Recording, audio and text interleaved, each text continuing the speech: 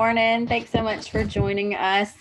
Um, this is our third installment of the EO Exchange series, and we've had really positive feedback in our first two sessions. So these are designed for us to make connections online and then learn about topics that are really timely for us right now. So I got to do a couple announcements.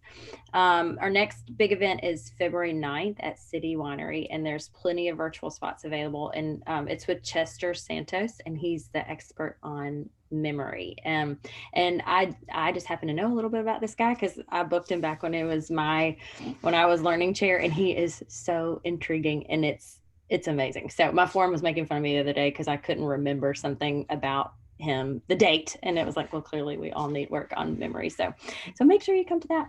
And then in our last 15 minutes this morning, we're going to have connections where we'll do some breakouts, and you'll be placed into like small groups and exchange and have some questions specific to the children, the ages of your children. And we'll have some thoughtful prompts to get the conversation going. So make sure you stick around.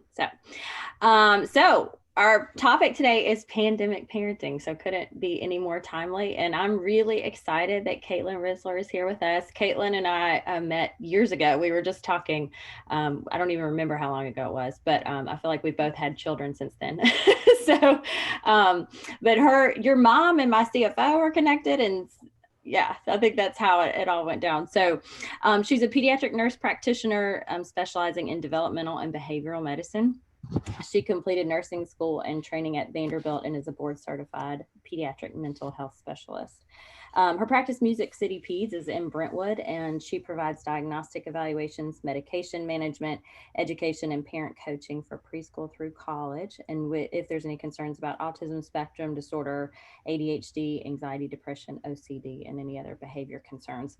And I know we refer people there all the time, so she's a trusted source for me and all of my clinicians. So thank you, Caitlin. I'm gonna let you take it from here. Yeah, thank you so much for the introduction. And thank you guys for having me. I'm honored to be here to talk about parenting during the pandemic.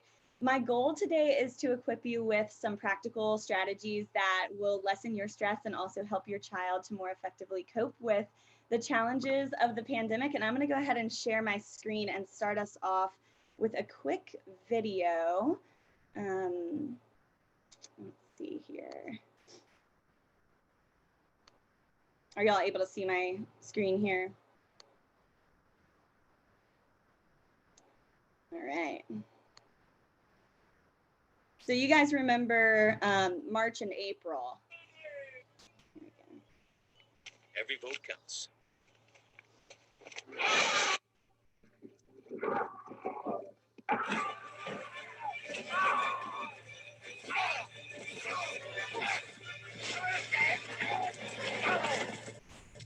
All right.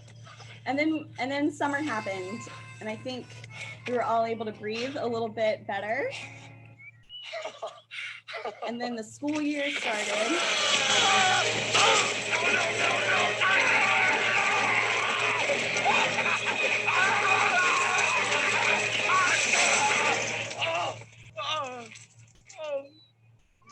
Thank you, little roots. Please stay strong. We're begging the schools to stay open.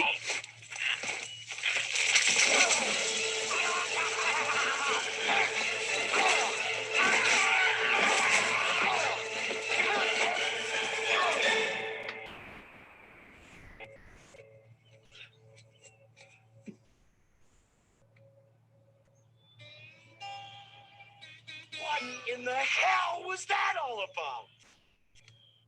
All right, so that's us. That's what we've been through.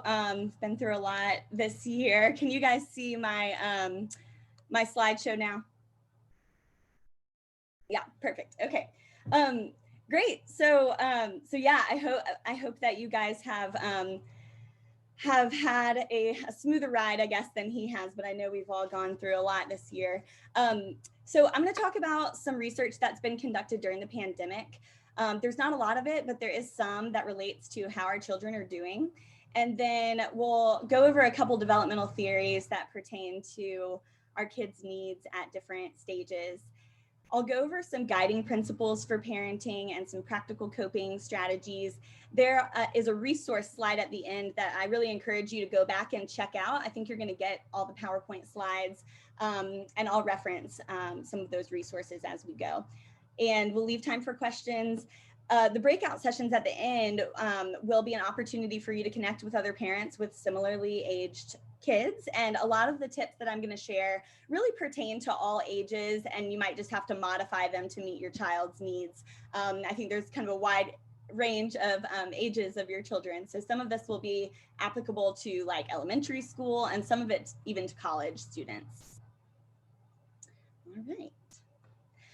So Fitzpatrick conducted a caregiver survey between April and July of 2020, and that included 133 parent participants of children ages 1 to 19 years old in 116 cities across the US. 95% of the caregivers at that time said their children were not currently attending physical school. And the caregivers were asked to identify one of their children with the greatest emotional or behavioral needs and answer several open-ended questions with this child in mind. So the questions were: report up to 3 of your child's top problems and 3 of your child's top emotional or behavioral needs. And you can see on this slide, just divided between different age groups, 1 to 5-year-olds, their parents said that misbehavior, social isolation, and boredom were their primary problems, and thus they needed social interaction, physical and outdoor activity, and some said mental health services.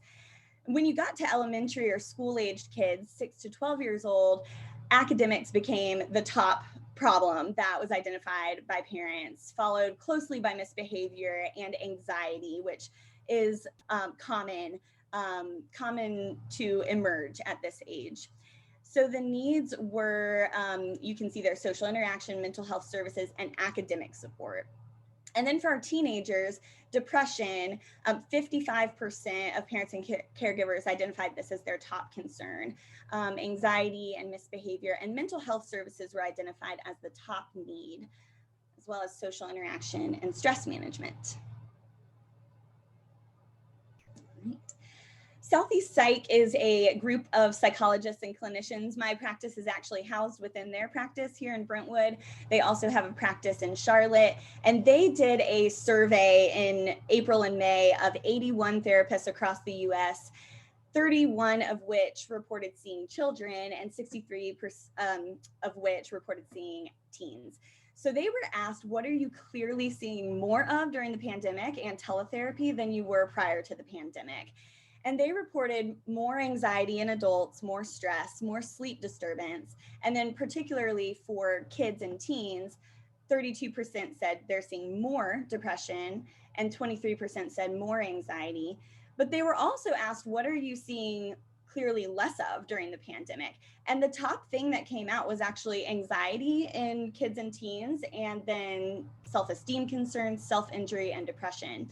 So what jumps out to me here is obviously anxiety and stress is increased. And I think we as parents especially have experienced that. Sleep disturbance obviously throws a wrench in our children's functioning. They can't focus and learn or regulate their emotions and behavior very well if they aren't sleeping well. Depression, we expect, is increased because of the social isolation aspect and canceled plans. Also just kind of a general like hopelessness or disappointment or frustration with things that are in the world. And then anxiety is expected to, we theorize that this is less in kids and teens, especially those who really struggle in the school setting with the sensory stimulation and the academic and social rigor and concerns. Right. So Maslow's hierarchy of needs, it depicts how people are motivated to achieve basic needs first, physiological needs like sleep, nutrition, warmth, before they can really focus on higher needs, like a feeling of belonging, feelings of achievement and fulfillment. And as parents, I think when things start to feel overwhelming, it's helpful to take a step back and really consider what are the basic needs that we need to readdress for our children. Erickson's stages of development include age ranges and a key developmental goal to be achieved within that stage, with the titles of each stage showing the positive or the negative outcome of that stage. So for 5 to 12-year-olds, the goal is competence and ultimately a sense of industry versus inferiority. They really want to feel proud, to feel like they're doing a good job. They naturally compare themselves to peers. And so as parents, we want to send the message to our children of this age group, especially, that they're capable. And we can do this by sending them jobs and roles and giving them tasks that are broken down to really be realistic for them to attain. They might be very sensitive to making mistakes or failing. So we want to make sure that we're meeting our kids where they are developmentally and then raising the bar as they build skills. For teens, the goal is fidelity, or this formulation of their identity versus being confused about who they are and their role in society. So for adolescents, it's a very difficult job for parents that I work with. We want to encourage them to develop their own identity, but that requires that they have some freedom and independence. They still need boundaries and limits and clear expectations at this stage, but they can't be so rigid that there's no room for them to kind of explore and learn what they value on their own. And they typically don't like being told what to value or how to act. They want to figure it out for themselves. So that is definitely a tricky stage. We don't want them to feel defensive and begin to rebel and form a negative identity. All right. So the first guiding principle or overriding concept that I think is applicable to all parents is validation, which is used frequently in the mental health world and in therapy. We tend to want to jump in and rescue our kids to protect them from negative emotions, but this is not helpful in the long run. It only provides this temporary relief, and they continue to rely upon you to kind of save them. So they're going to have negative emotions in life that are real, and they need to know how to manage them effectively on their own. So validation is a simple strategy we can use. It doesn't come naturally to us typically, so we have to be intentional sometimes. Validation is communicating that you hear them, you see them, you understand them. So you want to recognize their emotions. And I just wrote some examples here, such as, I see that you're feeling really stressed and frustrated, or you appear really angry right now. And then validate and normalize their emotions, considering the circumstances that they're in. Things like, considering you're not able to be with your friends, it makes sense that you would feel lonely and down right now. You can ask open-ended questions to seek clarification. Just approach it from a curiosity standpoint and really listen to them. Try to avoid jumping in with advice and lectures. You really want them the opportunity to problem solve on their own. And you want to avoid belittling comments such as, everyone's in the same situation. You don't need to be stressed, or there's no need to feel sad. You have so much to feel grateful for. Ultimately, that tends to dismiss their concerns, and they may not feel heard. So that's the concept of validation. Acceptance is another concept that we have all naturally had to utilized during the pandemic with all of the changes that have occurred. There's a great metaphorical video. I put it in the resources page at the end, and I really recommend going and watching it. It's called The Unwanted Party Guest, which depicts a guy who throws a party, and he has this weird uninvited neighbor show up, but he spends the whole party trying to get rid of this guy, and he misses out ultimately on having a fun time and the experience. So the point here is, the more energy we focus on the negative, we really can't experience the positive. So when things cannot be changed or out of our control, acceptance is basically accepting, validating the emotions of it, and then problem solving. Acceptance is a really common strategy that has to be used in chronic pain. Like, the pain is there, we can't get rid of it, we have to learn how to live with it. So it's similar with all of the changes of this pandemic. And the best way to really show our kids acceptance is to model it and verbalize it. It's hard to come up with a lot of practical ways, but just kind of in our acceptance, it can trickle down to our kids. Things like seeing people, not being able to see people in person has been really hard. And I can think of creative ways to stay connected. And I use the word and here instead of but. It's a very slight difference, but there is a type of therapy that's utilized with teens a lot of the times called dialectical behavioral therapy. Dialectical just meaning that two opposing truths can be true at the same time. And when we use the word and instead of but, we're validating that initial emotion. Like virtual school is hard. It's not, but we can come up with a plan. Like, don't worry about it. It's, and we can handle that and come up with some solutions. Structure and routine. I'll just briefly say, kids tend to thrive on structure. It increases their sense of control, lowers their anxiety, helps us not to have to nag them as much, and helps them to be more independent with acquiring skills. We can also prioritize things that are important for our family by scheduling them in. So expecting the unexpected to occur. This is something that we can explicitly kind of teach our children. We know that there are going to be some problems that arise, and I listed some common ones on this slide. Technical glitch, for example, when logging on to online school. You have to be there for attendance, but you can't get on. And so emotionally, that's going to be really hard to handle unless we have prepared for it. And we know that, you know what, this is a possibility and we're going to have to adapt and figure out how to cope through it. And just talking about those things ahead of time can be really helpful. All right, so a little self-disclosure here. I was home for 7 weeks with my 3 kids. They're 1, 3, and 5. My husband and I were both working from home full time, but we had to adjust our schedule, so we were taking shifts. I had 0 alone time. I was either with clients virtually via telemedicine or with my kids. I never saw my husband pretty much for 7 weeks, but we were on different shifts.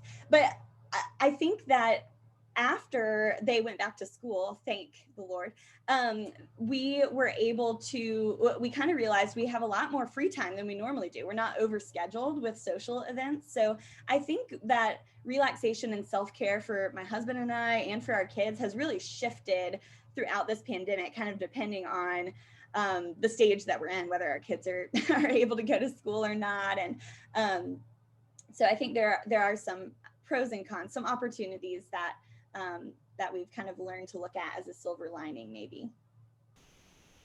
All right. Going back to Maslow's hierarchy, when things get overwhelming, it's helpful to just take a step back again and look at, can we address sleep better? I think that's one of the things, remember, from that research study that just stood out as a major problem. I think we've all been kind of off of our schedule, but sleep really does affect a lot of how we function. Making sure that our kids are getting outside, getting some physical exercise, to release some of that inner restlessness or to kind of activate their behavior and their mood to uplift them. If your child is taking medication or supplements on a daily basis, just being really consistent with that.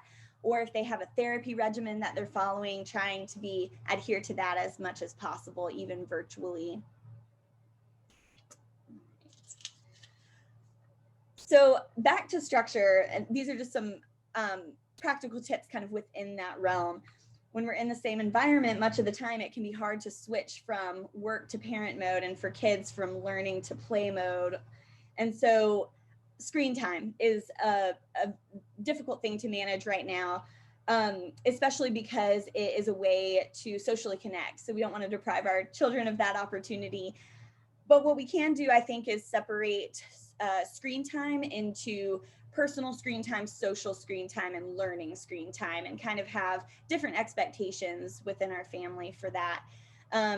For example, if your child is, playing multiplayer video games online with friends, or actually interacting with people through social media, texting or FaceTiming, just put that into the social bucket and have kind of a limit for that per day, but also maybe a goal to do that per day. And then with more personal screen time, whether it's watching TV shows, playing individual video games, scrolling through social media, checking the news, things like that, limiting that to a certain amount of time per day. There are a lot of written agreements, family media plans online. Common Sense Media is a great website to give parents a little bit of guidance, but I think it can be really helpful to establish what those expectations are for your whole family ahead of time. Talk through the reasoning. That a lot of the agreements can be signed by you and your kids, and they can be posted as a reminder. Having a docking station where you turn in all of your electronics at a certain time of day can be helpful. You can check them in and back out. And then just having really good visuals is helpful for younger kids and for us as adults, just to kind of map out what our routine is. So that could be a calendar, it could be a visual schedule of picture activities for younger kids. They can actually utilize that for some accountability and check off tasks as they go throughout the day or chunks of time during the day. But it's just a way for them to, again, feel that sense of control and knowing what to expect. A lot of times this structure can be encouraged and reinforced with a reward system also. It's important for young kids, especially who have emotional or behavioral kind of outbursts, to have a specific designated spot that they can go to calm down, that's already equipped with some tools and maybe even some visual representations of some coping skills.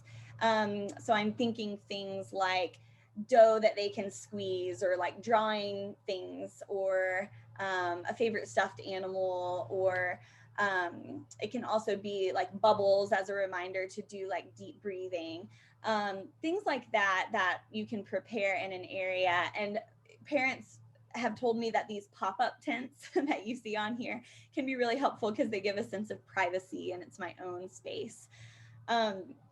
For older kids who are having to do work from home, this idea of setting up their environment to help them work is important.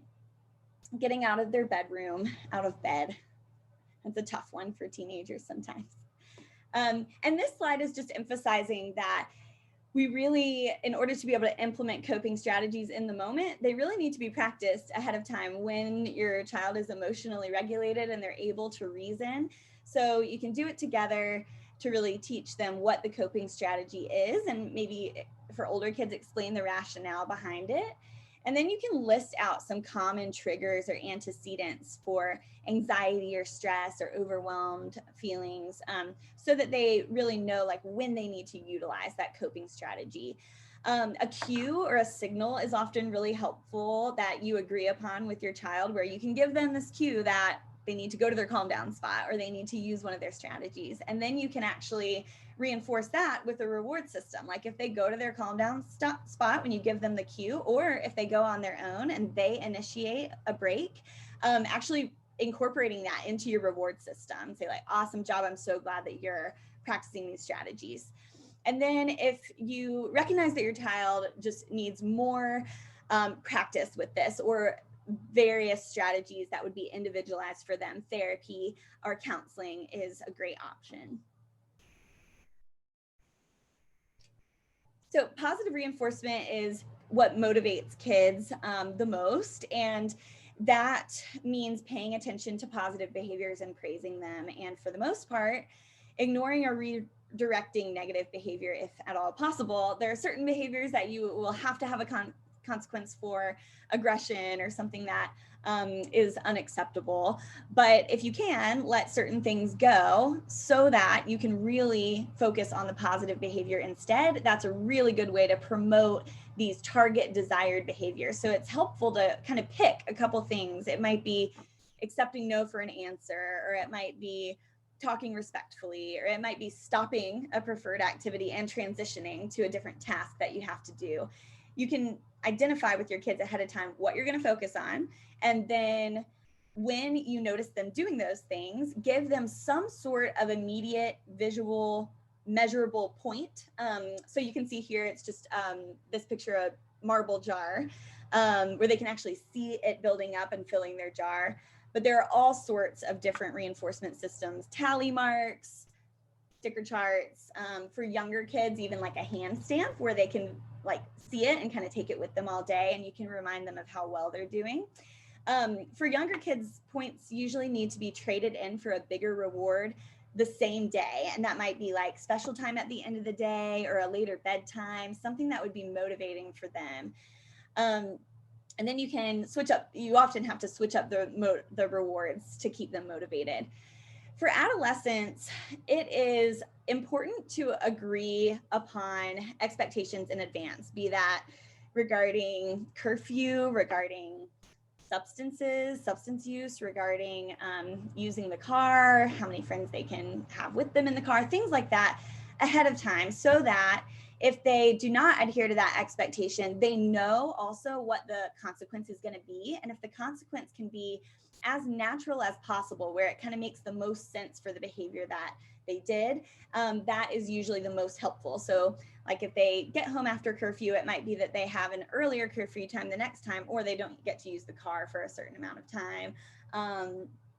But in general, with our adolescents, if you are feeling like you're in a cycle where there are a lot of battles and a lot of disagreements, really trying to focus on the strengths is important to build that connection so that they're more receptive to your expectations and showing interest in what they're interested in. So asking them like, hey, show me like some of your favorite YouTube videos that you're watching right now, or what kind of music are you into, or just getting them to kind of open up about just some of the things that they enjoy doing can be just a basis to build that connection.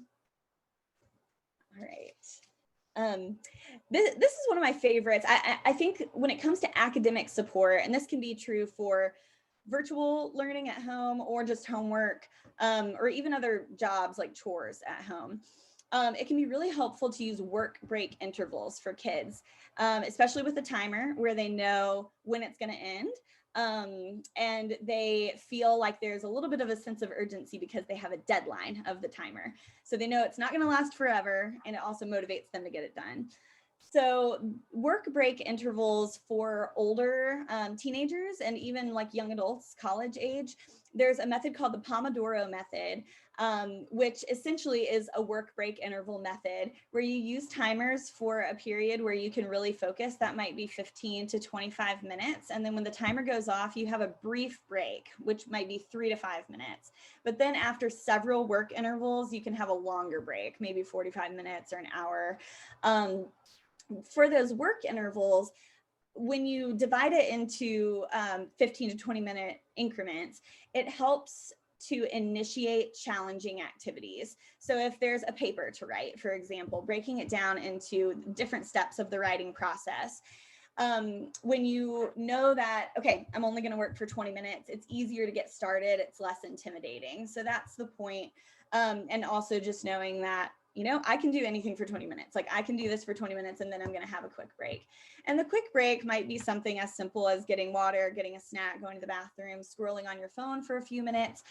But for younger kids, sometimes it has to be a little more motivating. And so getting creative and thinking through what would be like kind of a reward that you could do during those breaks. It might be reading a chapter of a book that they really enjoy, or having them show you a really funny YouTube video, or letting them go dress up in a costume if that's what they're into, doing a speed Uno round, just some various things that you can do really quickly. But that way it can kind of reset their focus and they can be kind of refreshed for that next time interval.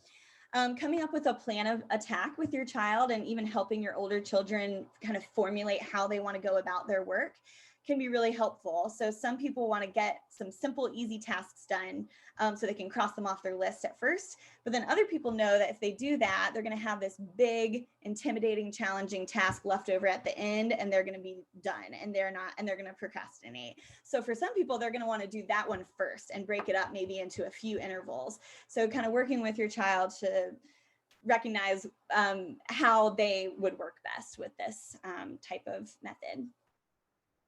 And then accountability is so hard when you're doing remote learning. Normally, when you're in the classroom and you're surrounded by peers, you're able to compare yourself and you're all doing the same thing. But when you're on your own, there's a lot more room to get distracted and find other things that you would prefer doing. So a timer is one way that you can layer in accountability, but also just like texting an adult or a mentor and saying, hey, for this next 20 minutes, I'm going to get this part done. I'm going to figure out my topic and write a quick outline.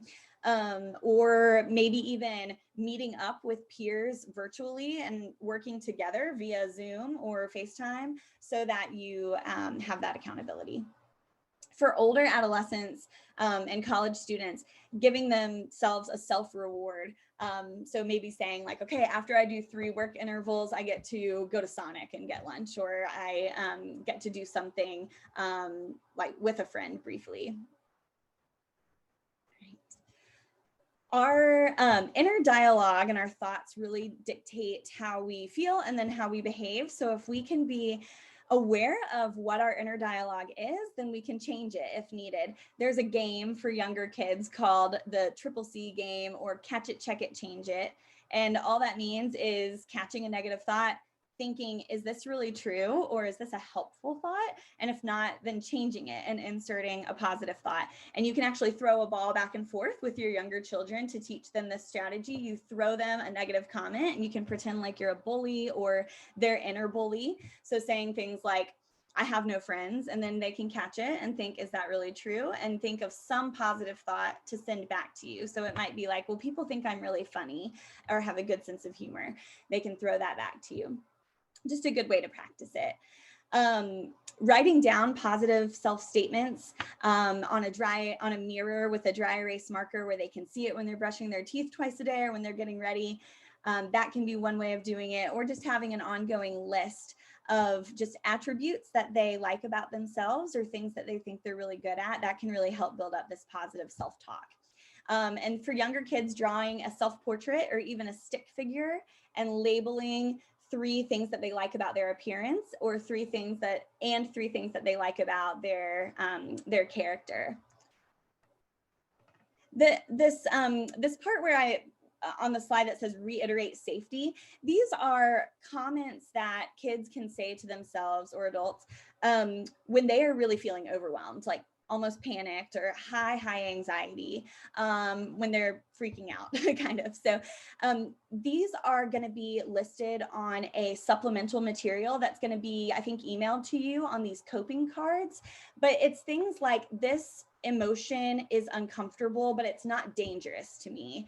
And this emotion is temporary, it will pass. So just some things to reassure them that they will be okay and they're not actually in danger, they're safe. How am I doing on time, by the way? It is time to maybe move into Q&A. Gotcha. Okay. That is totally fine with me. And, you know, if you guys, if you have questions and we don't get to them today, certainly email me. I'll show you. This is just my email's on here. That would probably be the best way to get in touch with me. But yeah, I'm open to any questions. And I'll go ahead and stop sharing my screen. Would you share the resources, and we'll send that out to the group as well. And then I know Ginger's going to lead Q&A. I just wanted to make sure everybody knew we'll send resources and references and then we've got some handouts that Caitlin has graciously prepared for us that are super informative. And I guess you probably was mistaken. You might want to leave your contact info up too. And then Ginger is going to take questions if y'all want to put those in the chat. And you'll get a copy of these slides later too. So you'll have that information. May I have any questions? Let me make sure I can pull up the chat here. Know what I'm doing. I can read them to you. Okay. Oh, okay. This one's in the chat since the kids are right here. Any tips on getting my girls to open up a bit more? My oldest in particular just keeps everything in. She seems okay, but I know she's carrying a lot. Yes, and so for middle school students and adolescents, especially, it really seems like we have sharers, or we have people who really internalize, and they just really don't want to talk. It feels painful to them and so uncomfortable. So I think one of the things that you can do is reflect back to them what you are seeing, just to kind of give a prompt. Hey, it seems like you are really overwhelmed, and it might be about things going on with your friends. And then just kind of an open-ended, can you tell me more about that? But then also giving them other options to express themselves. Maybe even saying like, hey, I know you don't really like to talk about this stuff and it's uncomfortable. You can journal if they're into art, or even digital art, or songwriting, or even coming up with a playlist of songs, just to kind of process through what their emotions are. That can be really helpful. There's also this strategy of like a journal that's passed back and forth between parents, where they can actually write almost like a letter to their parents, but they don't have to actually talk out loud. And they have a designated spot where they then put this notebook, and then their parents can actually read it and write back to them and then put it in the spot. But there's no pressure to talk in the moment, or and they can kind of do it on their own time. And the other thing that you can do is just have a sit down kind of opportunity to listen and just reiterate that I'm not going to give you any advice right now. I'm not going to lecture you. I just want to hear what your experience is. And sometimes people will be specific, of me as a parent, and I'm just going to take notes. Like, I'm just going to get some feedback from you, and I'm not even going to give you advice until like later conversation. Those are just some, and then therapy, of course, if they just really need an objective person to talk to. Caitlin, I had a question about, or I just want to get your thoughts. Like, kids that went through, I'm thinking about like divorce, or moving a house, or a new sibling, or things that like outside of a pandemic would have been like a major change for a kid. What have you seen when this is like paired in the time of a pandemic, and like what are some tips that you would give parents? Yes, that's a great question. I think that in any time that there is a major change like that, there's going to be an adjustment period, but especially, yes, when a bunch of things kind of snowball all at once, it can make it that much more difficult. But sometimes not. So I think, interestingly, sometimes, especially with middle school teenagers, they will sometimes feel like they are they're being kind of like coddled, or like that there's too much attention drawn to like all the problems that they're going through, and it can feel overwhelming, and they can really shut down in that case. So I think it's going to be so individual to the child, but I think that the kind of just going back to structure and what to expect. I know it sounds so simple, but even for like a divorce situation, just them really like having a good idea, the more that you can communicate, not very wordy, but just like, hey, this is what we're going to do. This is when you're going to, see your parent. This is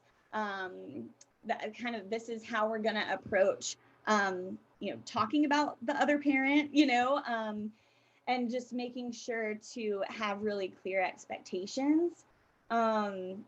But yeah, I think there's a time sometimes to kind of open everything up and really dig in and provide a lot of support. But then there's other times where you really got to like zip it up and do some practical coping strategies, because if you unzip it all, it's going to be so overwhelming and hard to manage. So I think sometimes it's more about like, okay, I know that you're experiencing all these things, and we accept that we can't change it, that acceptance, and we can do some things to make our days more enjoyable. Let's problem solve and think about some ideas. Awesome. Cool. Luke, I heard you have a question. Yep. Hi, Caitlin. How are you? Good. How are you? Good. We just moved in from out of town. I've got a 6-year-old boy, 9-year-old daughter. So fun times ahead, especially during a pandemic, right? Uh-huh. My question is in reference to making friends, right? Yes. Both are very, very outgoing kids, had tons of friends in Florida where we came from. Fortunately, they've been making friends here in our neighborhood, but kind of in the school setting, one of the things that I'm trying to do with them is like ask, hey, have you made any friends? I don't know what else to say, right? Like, is there certain things that they can ask the kids or do, or communication patterns, things like that with making friends and stuff. Yes. So they're doing all remote learning? No, they are, fortunately, one of the main drivers of moving here to Tennessee was because they were in person. So we are in person, thankfully. Oh, okay, good. And so I think some of the things that you could ask are, like being curious about like who's really funny in your class, like who's the funniest kid in your class, or is there any kid in your class who's really shy but they seem really nice, or is there anyone in your class that likes the same things as you, just trying to figure out common interests. I think sometimes when going into a new environment, sometimes the kids who are a little bit quieter but very accepting are the ones who are easiest to make friends with, because like they need a friend too. They sometimes kind of want to be a helper. Yeah. The really outgoing kids though, and maybe kids who are already very popular and kind of in with a friend group, it's hard to kind of break into that group a little bit. But I think one thing that you could do is give some explicit prompts and almost scripts for your kids.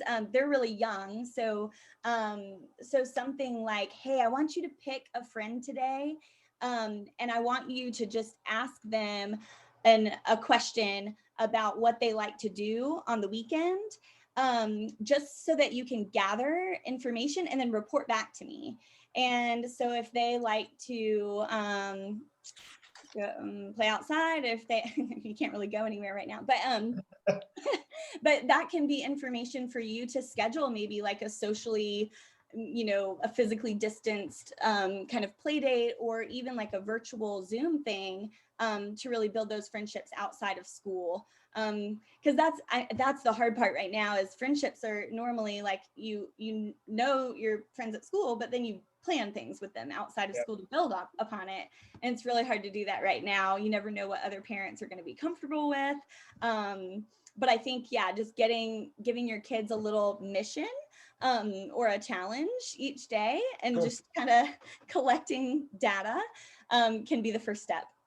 Thank you. That's great. Yeah. Awesome. Marla, Samir, do you want me to go to these other two questions, or do we need to break out? I'm long-winded, sorry. No, it's great. It's such good info. Why don't we do one more question, and then Okay. and y'all can also, I'm so sorry I keep talking over Ginger. If we have a question we haven't gotten to it, we can definitely send it to Caitlin to answer. Okay, perfect. So this next one that came in was a good one. Tips for like balancing and explaining like the health side of the pandemic. So explaining the importance of being mindful of what we touch and washing our hands and masks, but not getting kids like overly fearful about germs and. Yeah. So there are a lot of kids who I treat who have OCD, and now all of their OCD things are kind of normalized. So it's really worsening their ability to hold back on those. So I think that relaying, I think, the right amount of knowledge is good. So nothing overwhelming. News is too overwhelming, but just giving them some very specific rules that you're going to follow, that, hey, it's really reasonable that we need to keep hand sanitizer on us. And whenever I say wash your hands, just wash your hands, because that's the best way to prevent the germs from spreading. Or, hey, if we're going to go into this place, we have to make sure to give people distance or wear a mask, whatever the thing is, just giving like a very brief rationale for it. But then I think also the hard part is knowing, like, when is it my anxiety talking and it's an irrational thought, and when is it like a normal, reasonable rule? So the line is very fuzzy right now during the pandemic. But sometimes if we think of having like a worry bully, the kids can kind of see that as separate from themselves. So it's easier to kind of conceptualize when we're like, okay, is this your worry bully talking, do you think? Because to me, it sounds like this is what we've agreed upon, that's the rule, but your worry bully is telling you to do more, making you feel anxious. And I think sometimes talking back to the worry bully can be helpful. They can even draw a picture of like a worry bully, for example, for older kids, just separating it as this is my anxiety talking versus this is what's expected. That's a hard one though. Okay, so we are ready for breakout rooms, and you're going to leave your contact information. So if something doesn't get answered, they can reach out to you. Is that cool? Yeah, definitely. And Okay. I was planning to pop into the breakout rooms if you want. Awesome. Perfect. Well, thank you so much. This has been super guys. helpful and informative. So here's the questions for the breakout room. We're going to be broken out by age of your children. So for elementary and middle school, the things that we want you all discussing is most surprising thing your child has done during this time, what coping strategies have been successful for your child in the past, and how receptive was your child to implementing these strategies, and how did you convince your child to participate? If you've got high school, college kids, most surprising thing your child has done during this time, how do you balance limit setting with freedom in your teen, and what situations have arisen that are the hardest to deal with as a parent? So we'll see y'all in a bit.